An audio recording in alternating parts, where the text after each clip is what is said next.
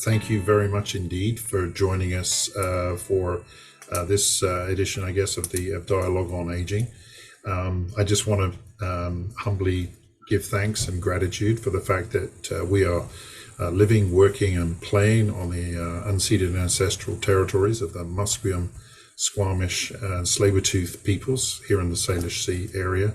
I'm personally today on the territory of the Comox Nation, Vancouver Island, where, as many of you know, we're in the process of opening what we believe to be Canada's first publicly funded dementia village. So it's my pleasure today to welcome you all to the session, and I hear that we've got people from far and wide. So wherever you are sitting right now, whether you have snow outside or like us in Vancouver and Comox, you have a reasonable day. Thank you for taking the time to join us. Just want to acknowledge the fact that this is in partnership with our colleagues at the University of British Columbia Centre for Healthy Aging, and we're very grateful that they have joined us this year in presenting this series. Great partnership. It's my pleasure today to thank Dr. Davidicus Wong for joining us. It's my opportunity to introduce him to you. You'll see his bio in the promotional material. Dr. Wong comes with an amazing experience. I commend some of the things that I've seen on the web today, in addition to the talk that he's going to give us today, the stories we tell ourselves. So I'm going to hand you over to Dr. Wong. The stories we tell, and the stories we tell ourselves, and how we can transform them. So today I'll explore the stories of our lives, because that's the way we make sense of our world. That's the way our brains work. And it shapes how we relate to others and to ourselves. But our stories are limited, and they can often constrain us. And as Mark mentioned, it can affect our mindsets. For example, the growth mindset, Carol Dweck pointed out, is that we're able to grow and change and to adapt, as opposed to the fixed mindset is such as I can't do math, or I can't talk in public, or I'll never amount to success. Or that my abilities are always going to be the same no matter how hard I try. So we want to adopt a story that gives us a growth mindset. And there's some other mindsets that will come up when we're talking about stories. And I promise to reveal my root cause evaluation of every problem in the world. So you'll discover the root cause of every single problem in the world.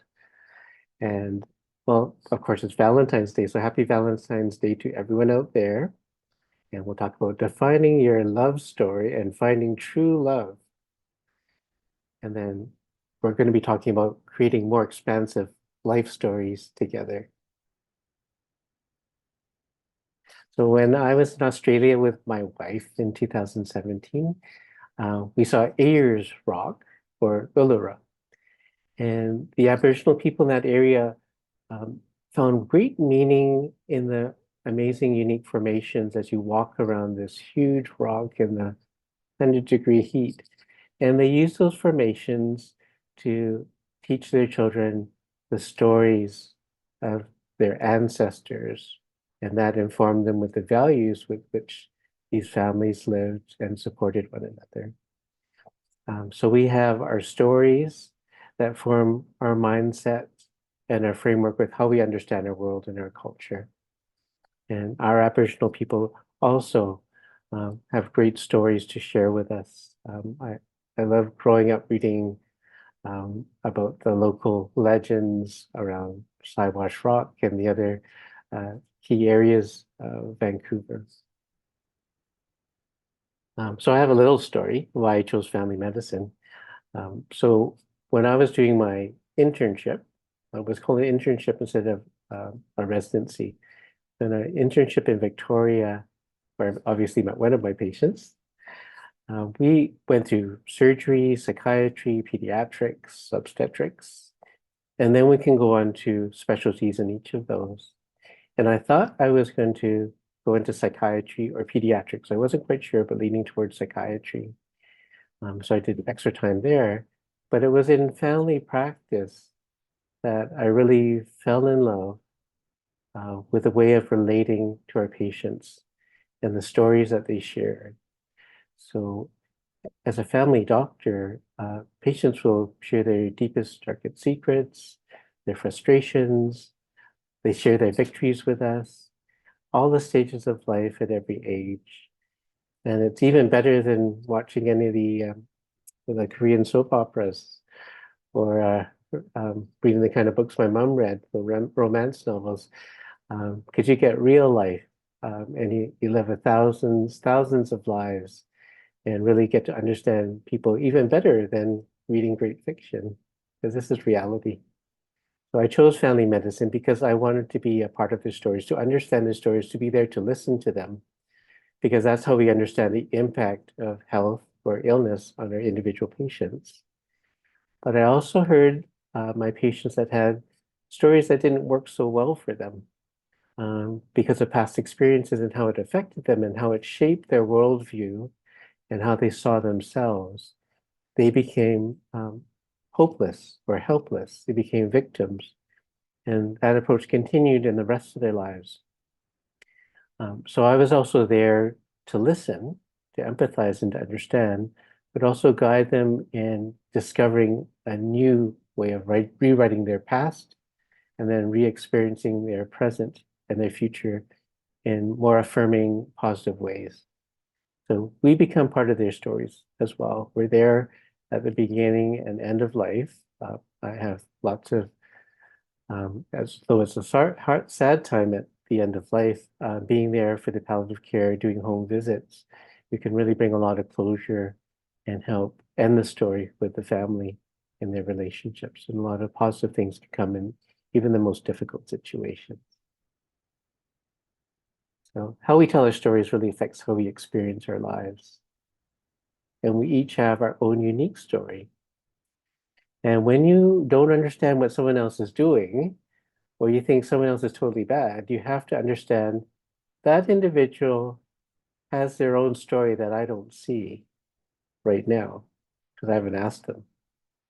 But really, everyone believes that they have the right, that they are correct in their point of view, and they're justified in how they're acting for some reason or another.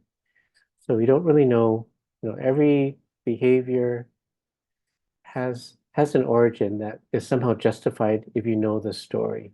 Doesn't mean that all acts are justifiable, but just understand there's always more than one story because each of us has just a little piece of the puzzle, and we have to listen to each other's stories and create a narrative together that will work for all of us in our families, in our workplaces, in school, in our neighborhoods, and obviously in the world at large.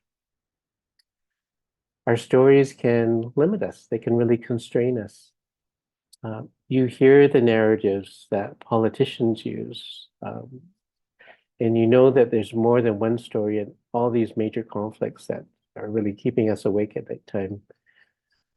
In the Ukraine, the Israel, and the Palestinians, they all have deep, valid stories, and we would need to listen to each other. And it's hard to hear all the details, but we only get a little snippet, and it's hard to get the bigger picture. I think we have to work together to listen and create a better story together.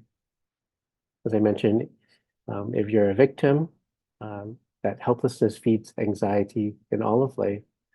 And if we can't let go of anger we have from our experiences in the past, it continues to harm us in our relationships in the future.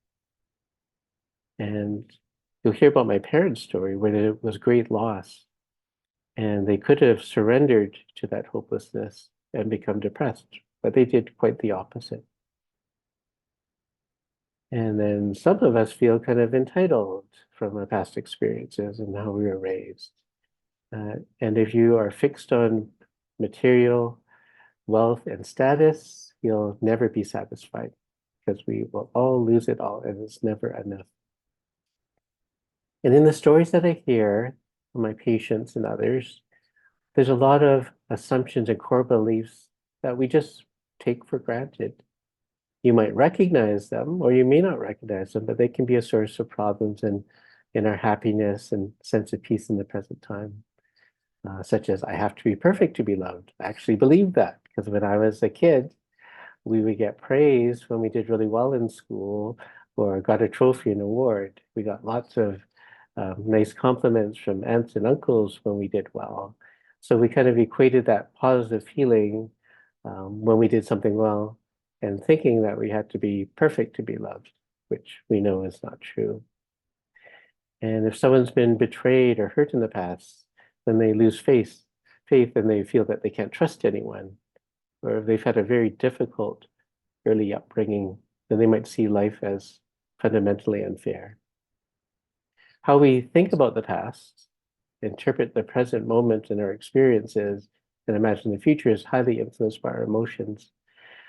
So we tend to think thoughts and hold beliefs that kind of reinforce that emotion. So it's like a vicious cycle. So negative self-talk, such as I'm not good enough, or my life sucks, or something's wrong with me, can make us see more negative things that reaffirm these beliefs. So I promise to reveal the root cause of every problem in the world, including famine, the conflicts around the world, homelessness, the overdose epidemic, and all the difficulties, social difficulties we've had with the pandemic, and of course, all the political divisions all over the world. So in healthcare, when something goes wrong, we look for the root cause, the underlying cause, not just the obvious proximate cause. For example, if a patient got very sick from an overdose of a medication that was prescribed in hospital, the initial cause might be the patient was given the wrong medication by the nurse. But if we ask, why did that happen? The next question is, well, the nurse was unable to read the orders written by the doctor. And then we look at why did that happen is that the drug name was easily confused with another drug. And the numbers with the decimals are easily confused so that 10 times that drug dose could have been given. And then instead of just blaming the doctor for their bad handwriting and unable to read it, why did that happen? Because we didn't have a protocol for clearly stating what the medication is. Of course, you're thinking, well, maybe we shouldn't be relying on handwriting anymore. So in some of our hospitals, they're getting rid of that paper chart to reduce those errors. But sometimes we still have to write a prescription and those problems can occur. So now all the health authorities, including Fraser Health, Vancouver Coastal, they make us take a course so that we're only using approved abbreviations, writing down numbers and doses in very specific ways that cannot be confused. So we keep going and looking at the underlying root cause by keeping asking why. It's called the 5 why method. So you ask, why did this happen? And then why did that happen? Or why did that cause happen? It's just like talking to a 2-year-old that keeps asking why until we get to the root cause. So I did that with every problem in the world, and I found out that there's one root cause of every problem in the world. So you could try it out at home. It's kind of an amazing trick. Just like everyone is about 6 degrees separated from each other, or Kevin Bacon. It's a limited sense of self, of who we are. And that really comes from our stories and our narratives. So we all live in this illusion of separateness. We realize it for a moment after a talk like this, but it's easy to fall into getting offended or hurt by the actions and behaviors of others, still wanting to get ahead of the other car in traffic or getting ahead in the lineup. And this tends to lead to a life of competition, kind of a win-lose world, which is another mindset that doesn't work for us and for everyone in the long run. And the opposite of the win-lose mindset is the win-win mindset, or what we call the infinite game. So the purpose of the game is not to win or to make the most points or earn the most money or to get the most things or to end up on top. The purpose of the game is to keep the game going, keep life going, and to keep our society healthy and moving, and to preserve our planet. So where do we get this limited sense of self, and how do we create our own narratives? So we'll get into a little of the details. It's really the stories or narratives we tell ourselves to make sense of the world. And when you think about it, these stories are really based on the limited information we have. Think of your brain, all the thoughts and stories, they're created by the brain, and the brain creates them based on the information it has. And it only gets information from five sources, just the five senses: what you see, what you hear, what you feel, what you smell, what you taste. And we know each of those senses are really limited too. Like our vision, as we get older, could be limited. You might have difficulty reading, like myself, close up as you get older, or some glaucoma or age-related macular degeneration that makes things not as focused. It's easy to mistake something for someone else. If I'm not wearing my contact lenses at the pool, I could easily walk into the wrong change room. So I always wear my contact lenses and put goggles on top when I go swimming, which I do every single day. And I know our hearing can be limited as we get older, but I do know that my Labradoodle hears things that I don't hear, and hears things long before I do with normal hearing. So there's a whole soundscape that's outside of our oral view, and there are many things and wavelengths that we don't see with our eyes. We don't see microscopically, we don't see telescopically. And our attention to things also limits what we see as well. Yeah, have you ever taken a picture, a beautiful picture, and then realized that there's a telephone wire going right across that's kind of ruining your picture, but we didn't see it at that time? Because we can't see everything.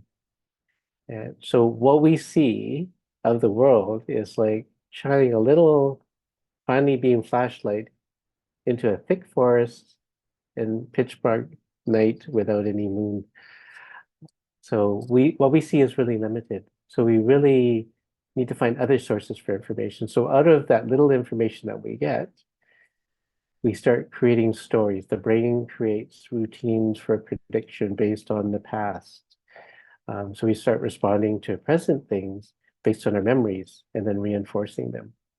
And we create a whole fiction. So we'll talk about some of the brain processes coming up.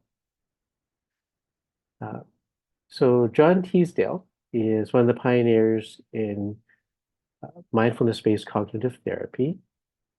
And he has created this Barnes and Teasdale created this subsystems approach on how we think. And he pointed out there's two ways of knowing. I had a friend, actually he's still a good friend, who always said there are two kinds of people. He always came up with these two kinds of people. There's two kinds of people. But he come up with something new every week. There's two kinds of people. There's people that unroll the toilet paper on the top and some that unroll it from the bottom. Usually that's men and women. So he'd come up with so many times, I said finally that there's two kinds of people in the world, those that divide the world into two kinds of people and those that don't. But in terms of how we perceive the world, the cognitive subsystems approach says that there are two ways of knowing. So this looks complicated, but it boils down to two ways that we often associate with the two halves of the brain, the left and the right cerebral hemispheres. So it's a bit of a simplification, but the two ways of knowing is very informed in how we kind of create our stories and our beliefs about ourselves and that limited sense of self. The first is conceptual knowing, and that's what we're doing all the time. Actually, 90% of the time. It's what you do to get through school. It's what you're doing when you're reading your emails, when you're studying for a test, writing an exam, working 90% of the time. It's the world of ideas and concepts. And it creates the distinction between you and other people, or your kind of people and others. It kind of divides the world, makes divisions where there really aren't any divisions, where it's more of a continuum. So that's one way of knowing the world that they associate mainly with the left cerebral hemisphere, although it's not that strict. The other way of knowing associated with the right cerebral hemisphere is a more holistic, intuitive knowing. A lot of creativity comes from that, and a lot of genius comes from that, where you can recognize the connections between things. And mindfulness, which fosters unconditional love and joy in the present moment, and compassion and peace and equanimity, really fosters the characteristics of that way of knowing. So we really needed that conceptual way of knowing and making judgments and seeing danger and being fearful to survive as an individual. So that was evolved, and that's how we function normally. But in order to be happy, to be at peace, and to connect with one another and create really healthy cultures and communities, we need that sense of connection from the intuitive way of knowing the world. So roughly left brain and right brain. And there's a neuroscientist, Jill Bolte Taylor, who wrote that book, Stroke of Genius, or Stroke of Insight. So she had a stroke that temporarily took her left brain offline. And she wrote a book based on her experiences living in the right brain only, and actually how wonderful it was. And she started seeing the connection between things and seeing what was happening to her body and knowing that she was having a stroke and in the rehabilitation, but not getting emotionally caught up in it, having a sense of distance and equanimity and acceptance, but also feeling a sense of deeper connection with the whole world, with nature, and with other people.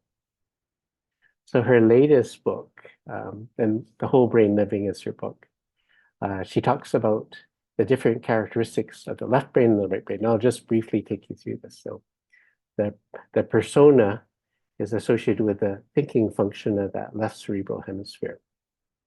It's linear, focused on the externals, it's based on time, it's goal-driven, very verbal, judges like structure and order, and looks at the differences between things, the differences between you and others. It creates that separation. It's very competitive. And the emotional left brain is home to our deeper, darker emotions. It compares the present and the past memories.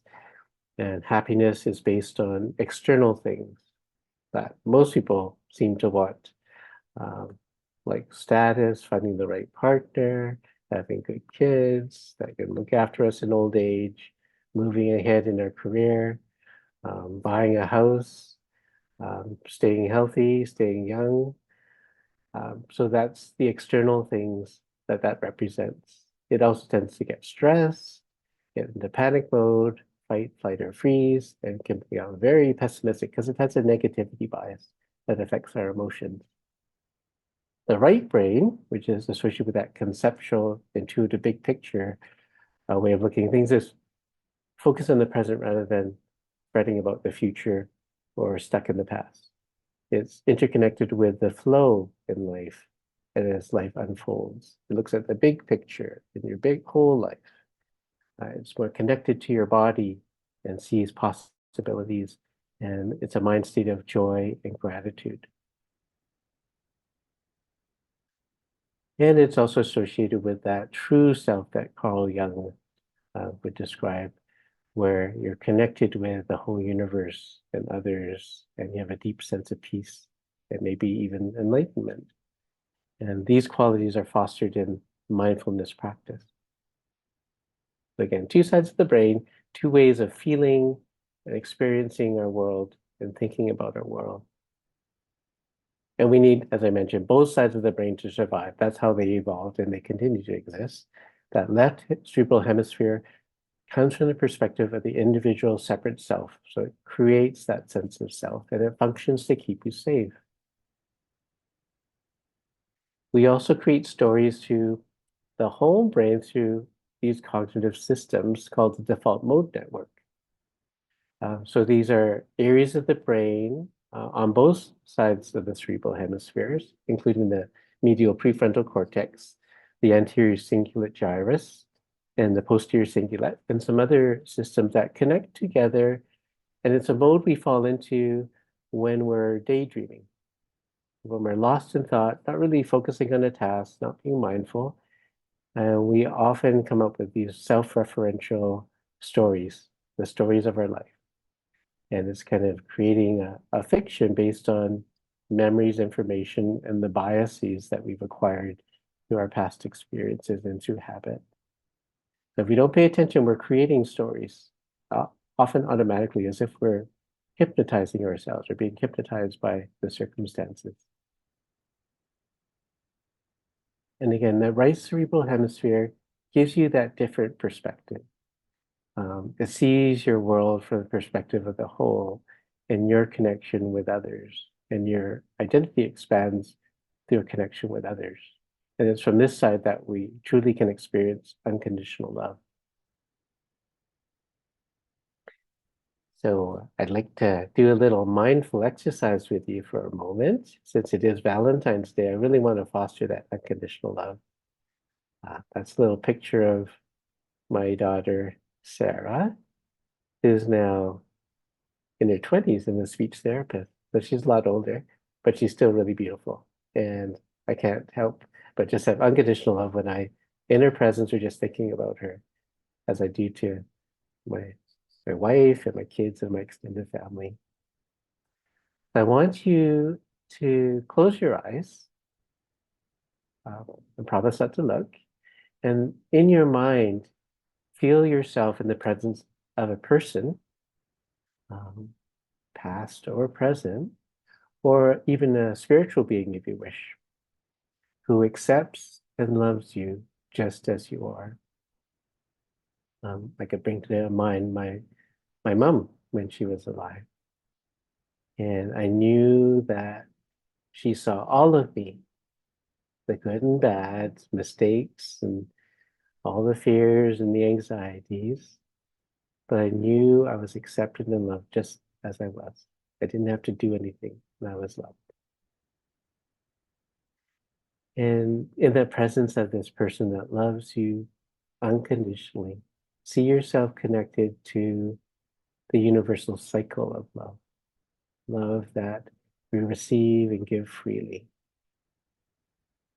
Because you have accepted love and received love from so many people in many different human and unique ways, from special coaches or teachers or friends, special aunts or uncles or friends as you grew up, who enrich your life and just show their love by their kindnesses. And there's so many people that we may never know their names that have done random acts of kindness. So remember all of them, because we are all the benefactors of generations of people that have shown their love with their commitment and devotion in creating our communities, creating safe schools for our kids and for us to grow up in. So really feel that gratitude and that sense of being loved. And think about someone that you love unconditionally. And it's probably that same person that loves you unconditionally. And know that that's a deep part of you, but it's nothing for us to keep. It's something that we pass forward to all the people that we come in contact with and to all living beings. Okay, you can open your eyes. So this is something that we need to bring to mind when that left side of the brain makes us feel really small and lonely and sad, is to take a moment and connect with that more holistic, deeply loving side of your brain, the right cerebral hemisphere, and know that you have experienced being loved and you're still loved just the way you are. And that love is within you, and that love comes from you as well. When you're having a challenge with someone else, that can make you very angry, and you can have quite the opposite emotion. Imagine them as a child, as a baby, as someone that has suffered from frustrations and loss, just like us, and have compassion and unconditional love for them as well. It can transform how you feel about them and how you're relating to them. So unconditional love is just that. You don't love them just because they're your child or your partner or your friend. You just have that love unconditionally, as we all deserve to be loved. So bringing that feeling through regular practice and meditation, feeling in the presence of the person that loves you unconditionally, that you love unconditionally. Know that you can expand that to others in your life and towards yourself. Second meditation is on equanimity and peace. So I'd like you to close your eyes and imagine yourself in your personal sanctuary of peace. So it can be a special place in your home, or a place in your imagination, or it could be a special spot in nature, or a nice vacation spot that you've been to. But it's a place where you know that you don't have to worry about anything, there's no rush, and you just accept all that there is as it arises. So find yourself in your own sanctuary, in your imagination, and hear the sounds that bring you a sense of peace. That could be the sound of the wind, or the sound of moving water trickling over rocks in a stream, or it could be your favorite music, or the serene music of Bach or Pachelbel. And if you're out in nature or outdoors, the soothing sounds of nature itself. Just really hear those sounds as if you're really there. And feel the sensations that soothe your body and your mind. Inhale the scents and smells that calm your mind. And feel yourself in the presence of a person or being, real or imagined, who invokes that timeless peace.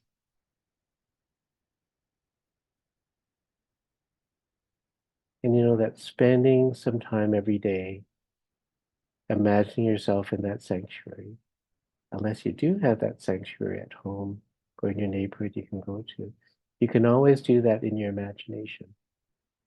And you will get in touch with that deep sense of peace and equanimity whenever you need to. So you can open your eyes again. So when we practice connecting with that part of your mind that is at peace and equanimity, it's like carrying with you a best friend or a parent when you're a child. And when we're feeling really stressed or anxious or upset or angry, we can have that kind parent or friend at our side, because you want to be your own best friend and bring to mind that equanimity and peace that is a part of your mind already. And accept things you can't change, but recognize there are many things that are under your control. And one of them is to be able to connect with these more informing and positive emotional and spiritual states. And then finally, joy. So in your imagination, bring to mind scenes from your memory that evoke selfless, timeless joy. That's times when you felt that life just flowed, that everything kind of matched. You didn't have to make any effort. It can be music and art or sport, where your abilities were perfectly matched with the challenge at hand. You weren't bored and you weren't stressed, but you were just in a sense of flow. Things moved along. You felt a sense of accomplishment. In fact, you may have even lost your sense of self. And thinking of yourself in places where you're just in a sense of awe, maybe in nature, maybe seeing a beautiful sunset, maybe holding a newborn baby for the first time. Or imagine playing with small children, sharing the laughter with old friends. There's so many experiences we have where we are connected with this deep joy that's within. And we can connect with those same feelings through our imagination. And we could bring it to mind when we're kind of bored, or we're kind of stressed, or feeling kind of sad, to know that you are still capable of experiencing joy as well. So actually, each of these meditations is actually making a change in your brain at the same time you're doing it. What you're doing is you're creating memories that actually are releasing neurochemicals in your brain without having to take any drugs. So unconditional love um, increases the hormones that will increase when you're petting your dog, both in yourself and the other. And they have a soothing effect, and it makes you feel warm and fuzzy inside. Focusing on peace and imagining peace and equanimity fosters the neurochemicals like serotonin without having to take an antidepressant at the same time. So that's why meditation and hypnosis, or just visualizing these mind states, actually produce the neurochemicals, the neurotransmitters that will actually make these feelings stronger and actually shape how you're experiencing the world. And of course, dopamine increases when we're experiencing this joy. So the sense of well-being. So we're increasing these all these neurochemicals at the same time without taking any drugs. It's amazing how we can influence our brain instead of being influenced by our brain. So when we're connected with that holistic, connected, joyful, peaceful, compassionate self,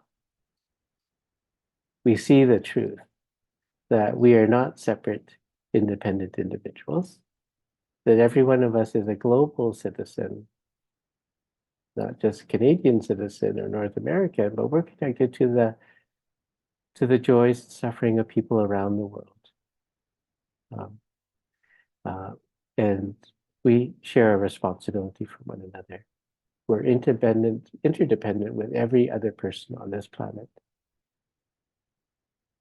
And your well-being has been dependent on the well-being of others, and theirs on yours too. And all the big problems that I mentioned will never be solved by people looking out for the individual self. So operating on that left brain conceptual way of seeing things, separate me, us versus them, seeing other people as all black, and us as all white, and us being right and the other being wrong, is not the solution. We need to see our connection and identity with all life. And when we realize that connection with all life on the planet, we will see the positive evolution of humanity, and we will save life on this planet. But it begins with us here today, and it begins with us as individuals to awaken and bring online that connected sense of self again. So together, let's be the change that we want to see in the world. So if you were to go, my medical office assistant, Christina, just told me that she got invited to her 30th high school reunion. So if you're going to a 30th, 40th, or 50th high school reunion, you're going to catch up with some people you haven't seen in a long time. So what kind of story are you going to tell them? So that's a good exercise to do kind of this evening or afternoon is imagine how you tell your story, and then look at it and see if there's anything that is holding you back in that story. Are you the hero? Are you empowered? Are you separate? Or are you connected? Are you part of a team? Is it a story of gratitude for what you've had? Is it a story of rising to challenge where you've shown resilience? Definitely it'll be a story about your relationships. So life is about change, and we want to be always evolving our stories about ourselves. So change people don't like. It's like a four-letter word. So we're not allowed to say any bad words at the office. So I constantly have to remind staff about that. The only four-letter word that I allow is an F word for when people are frustrated with change. No, it's not what you thought of. It's called flux, F-L-U-X. So flux, it really means change. Change is the nature of all things. It's part of our nature too. It's an illusion that we think of ourselves as a separate, unchanging self, because our minds are constantly evolving and learning and adapting. So we have to change our life story and our narrative to explain that life. And we waste a lot of energy and emotion trying to pursue things that we can't hold on to, like money and status. Because you might spend your life trying to rise to the top, but eventually, if you're lucky and don't get sick and don't get an accident, um, you'll live to old age, but you won't be as young as you used to be. You won't be as tall as you used to be. You won't be able to hold on to all your money and acquisitions, and you certainly won't hold on to all your social status as well. So we shouldn't cling to these external things that the left side of the brain, that conceptual brain, wants to hold on to, because none of that really lasts. We really have to be present and appreciate what we have when we have it, especially the people in our lives. Because every gift, especially those people, is not ours to hold on to forever. We must love and appreciate others while we can and let go when we need to. Accepting what we can't change for the moment, because it's going to change anyway. Accept our responsibility to change what we can. So every one of us can be an agent of positive change. So when you tell your life story, I hope you say it with a growth mindset, that you are changing in a positive direction, learning and growing and adapting, evolving your narrative and story. And you have had a positive effect in your connection with other people. So we can be dynamically responsive to change and seek out that positive potential of each moment. So neuroplasticity is the term for an actual process. So things that we repeat, like our habits of thought and behavior, they become automatic, and we do that without thinking about them, like every habit. But when we become aware of them, like our habit of thinking about that neighbor that's bothering us or a difficult coworker, if we try to understand their story, we might be able to change the habit that we think about them. And you might create a new habit of bringing to mind a sense of unconditional love and compassion for a person that's been bothering you, so that when you see them again, you start having those feelings and approach your relationship more compassionately. So if we practice new ways of doing things, they become almost hardwired, just through the magic of neurons that fire together, wire together, coined by famous Canadian neuropsychologist Donald Hebb. So it's through that power of our brain to change that we can adapt to our changing world, and our stories evolve.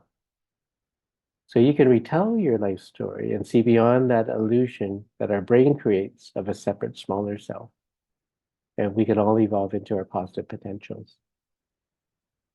I really focus on the positive potential. That's kind of my model for medicine. So patients come in with problems with what's wrong. So we deal with those, but I also ask patients what their goals are. So when people come up with their 3, 4, sometimes sadly 5 or 6 problems that we try to work through, I also ask them what their goals are. And if someone's stuck in a depressed mood, I will ask them to come up with the opposite. In fact, that's why Roger came up with the thesaurus. He wanted to feel better. So he wanted to come up with antonyms or words that mean the opposite of depression. And it was happiness, connection, joy. So imagine what you want to achieve.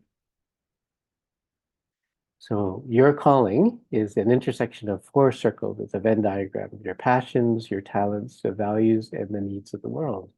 That's really your personal, that's where you find personal significance and your positive potential. Where there's a need in the world or another person, where you have the ability, you have passion and you care about it, and it's aligned with your values. So that's your calling, and we have a different calling at every stage of our lives. In my mom's story, you'll hear about her calling at different stages and how that evolved.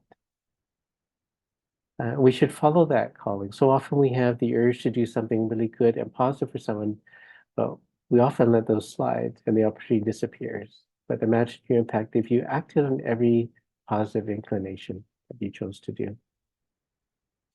So when you listen to life and rise up to meet the challenge, you'll find deeper meaning and purpose.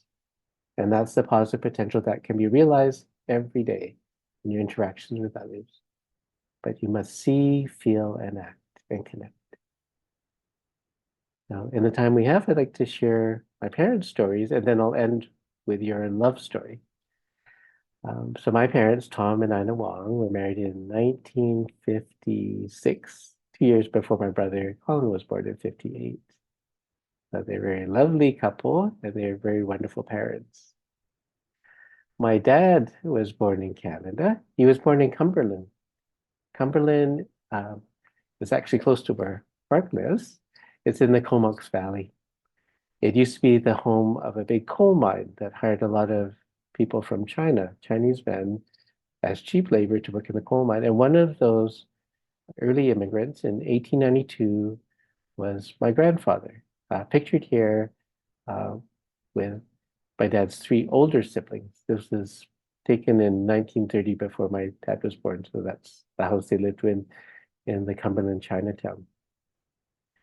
So my dad was born there. There was a lot of racism and prejudice in the 1930s and 40s and even later on, but it was terrible. So we weren't being treated as citizens even though we're born there. We were getting paid less, you had to live in a different part of town. We'd be called names. So he had these experiences when he was growing up. And I was really lucky that I had the opportunity to actually ghostwrite for my dad because he was asked to write about his experiences growing up in Cumberland, Chinatown, because now at age 94, he's one of the few people that remember what it was like at that time. So my dad lost his dad when he was only 5 years old. So his mom, my grandmother in this picture here, she was married at age 14 to my grandfather, and she had a difficult life. She was sold by her parents to a wealthy Chinese family that brought her to Canada at age 9. She was sold. So she was actually a slave, like a servant that was purchased. And then she was sold into marriage at age 14 and quickly became pregnant and had her first child, and then had 6 children by the time my grandfather died. So she struggled to make ends meet. So my dad's story was all about this chapter in the Cumberland history book, will be about all of the experiences. But my dad tells the story without any bitterness and not really harping on all the prejudice that he experienced. Looking back, he remembers that the older single men that didn't have families there looked after them like family. So these little preschoolers can go wandering, go fishing, and an older man from town would just go with them and look after them and just watch over them, make sure they got home safely. And he'd be in, as you know, as a father and this little kid, he'd be invited to come into the homes of the older men when they're cooking something nice. And there was an older friend that he called uncle, but wasn't related. Knowing that he was poor, but whenever he needed new shoes that were worn out, he would take him into town and buy him a nice new pair of shoes. So my dad remembers all of these details and how his friends that played together, they were really an extended family, that everyone looked after each other in those difficult circumstances, being kind of stuck in the ghetto in Cumberland's Chinatown, which was kind of the worst area of Cumberland that frequently flooded. But my dad does not remember bitterness. He remembers gratitude and that connection. And that one lady, Mrs. Finch, that taught all the kids English so that they can fit in the world and gave each of those kids, including my dad, their English first name. And that's the name that they use for the rest of their lives. So he remembers that gratitude, and that attitude kind of informs how he was as a dad and how he is today. My mom was also born in BC. So she was born in the Strathcona area downtown next to Chinatown. And her early upbringing was with tragedy as well. So in spite of, so you might see down in Chinatown, a picture of Yu Cho Chow. That's my great grandfather. So he was a photographer that photographed all the immigrants, and he's popular today because there's lots of early history of not only the early Chinese, but all the immigrant populations. He took all their photographs, and that's kind of a photographic memory of all those families' histories. But his oldest daughter was my grandmother, so my mom's mom. She fell in love with a handsome cab driver, um, and the family didn't approve of him, and they kicked her out of the family. So, but unfortunately, my grandfather died, and my grandmother died, leaving my mom and her 7 siblings orphaned when my mom was only 9. And 3 of my older aunties took leadership. They were teenagers, so 2 of them went to work. One of them stayed home as the mom to look after the littlest, who were still in diapers. And they vowed to stay together, look after each other, and feed each other, and to have fun together, and avoid social services so they wouldn't be separated, so that every one of them will finish school. And that's what they did. And they made sure that every one of them eventually were able to buy a house when I guess houses are really cheap in Vancouver. So they all settled. So when my mom remembers the loss of her mom and those experiences, she was really sad. They didn't get any help from their aunts and uncles that were all in town. They were all on their own. But they survived. And my mom's story is not of the loss, it's of the value of a loving family that looks out for you. And all the way up until now, we continue to have a Boxing Day reunion with all my cousins and our surviving aunts and uncles, just to celebrate our connection, that we're here because they stuck together and looked after each other. So my mom's my role model for unconditional love. So try not to get weepy. So her circle of concern kind of expanded beyond. I told you how unconditionally loving she was. So her circle of concern expanded beyond just her immediate family and her immediate friends. She was really active in our Cliff Avenue United Church. She was a sunshine lady that went to visit people when they were sick, wrote cards for them and delivered them, gave them presents when it was their birthday. So she really did bring sunshine. So this is my mom at age 72, just before she died. So you can see 72, she actually looks younger than I do today. So she was really youthful. And it was a real shock when she passed away unexpectedly, a sudden cardiac arrest when she was at Confederation Senior Center with her friends doing exercise. So that was a huge blow. And I really had difficulty coming to terms with it until I realized my mom's greatest legacy. So she was no longer with me, but that love that she showed and demonstrated and gave to me, her belief and her follow through and always doing the right thing. She would walk a mile to return some change if the cashier gave her extra change by accident. She would always do the right thing because it was the right thing to do. So she was always operating on that right side of the brain and seeing her connection. And that's why she loved everyone unconditionally. So I knew her legacy was her legacy of love. And the love she gave me is the love that I give to those that I'm in contact with, to my wife, to my sons and my daughter. And I know if I do well and carry on their legacy, that love I give to them, they will pass on to others and to future generations. And it's the love I give to my patients and to each of you and anyone that I can connect with. So it's an endless cycle. So every life story, when we think about it, is a love story. So that's a love story for Valentine's Day. And we're all part of this love cycle. So you know about the water cycle, that 60% of our bodies is water. We drink a lot of it and we lose a lot of it. It goes back into the sewage. It evaporates. It evaporates from the oceans. It comes down as snow or rain, and then it comes back into our system. We're part of this cycle. The water's within us, but it's not for ours to keep. You are part of the love cycle, like every one of us. And as I mentioned in our meditation, in our lives, we receive love in many forms, and we give that love forward. And giving love is not diminishing us. It's not like money that we want to hold in and we're poor if we give it away. But that love connects us and makes us stronger. So the meaningful life, I believe, is we discover ourselves and find meaning through the living of our lives, through intention and action. We define who we are, and like rough stones in a tumbler, we rub against each other, other people, and through our relationships, discover our truest selves.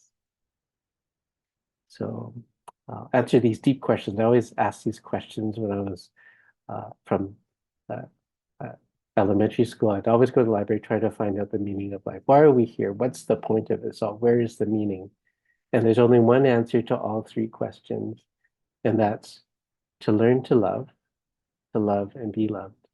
So that's the one answer to everything, to the meaning in life, and the solution to our problems as well. But we're all confused by love. So Valentine's Day is a very confusing time. Uh, love, the idea, can be like an obsession, or our thoughts are consumed with it. So we don't know what that's like when we fall in love.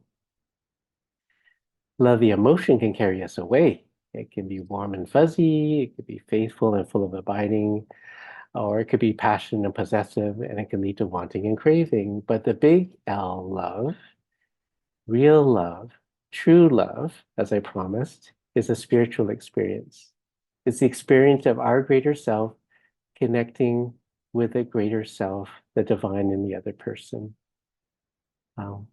In different religions and philosophies, we call it metta in mindfulness, compassion, agape, or loving kindness. Without love, we see ourselves as separate and competing in a win-lose world. What benefits others does not benefit you. To give to others, you're giving something or taking away from yourself. Without love, you think that giving strength to others diminishes you, and we're always incomplete and always searching. Without love, everything is empty, and we remain alone. But with love, all is clear, and everything makes sense. With love, we're without judgment, and with understanding and compassion, and we accept things as they are, not what we hope them to be. And with love, we see the beauty in others, in our lives, and even in ourselves. And we see our lives and every relationship as a gift. And love creates a new kind of math. And you will be really good at math. You no longer need to keep track. The more you give, the more you get. And you win by giving everything you have. And the winner gives it all. Because at the end of each day and the end of this life, you don't want to regret having not given enough or loved enough. It's like when we were in Denmark. It was the last day. We had a few krona left. And we knew that if once we left, they're worth nothing. So you don't want to leave life not given all the love that you can possibly get. That would be a tragedy. So life is lived fully by loving without limit, giving all you've got and holding nothing back. And what I want most for those that I love, every one of you, is that you love yourself the way that I love you. That you accept yourself and your life just as it is. Forgive yourself. Let go of what you don't need. Let go of what holds you back. See the beauty that I see in you and share your gifts, your calling with the world. Because we're all human and imperfect, but every one of us still deserves to love. Every one of us is beautiful, and every one of us is able to love. We're all interconnected in the cycle of love. And when we realize that interdependence and connection with each other, with the global community, with all life on this planet, we'll see the positive evolution of humanity and life on this planet. And it begins with us today. It begins in your own heart. And we can all be agents of positive change in your own life story in the people you connect with, and the whole world. And this is how we evolve our mental models, our stories of how the life works. We're like scientists that are constantly testing and revising our theories, taking new information. When things don't fit, we need to expand our story and our worldview. And we're writing ever more expansive and inclusive life stories. And the more people we meet and listen to, the greater stories we can create. But it begins with us. And I challenge that together, let us be the change that we want to see. Let's share all of our stories and listen to the stories of others. And let's together create a more connected, loving, positive story together.